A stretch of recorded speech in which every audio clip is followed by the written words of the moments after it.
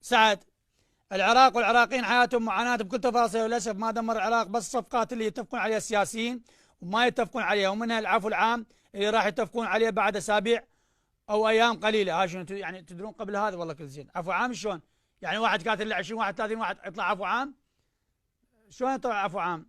لا ذولي اللي قاتلوا الامريكان اللي هسه مسجونين، ابناء التيار الصدري اللي هسه مسجونين، ليش ما يطلعونهم؟ مو قاتلوا المحتل؟ مو قاتلوا المحتل صار لهم 7 سنين 8 سنين، ليش ما طلعوهم؟ ليش؟ طلعون القتله لو طلعون الناس اللي قاتلوا المحتل؟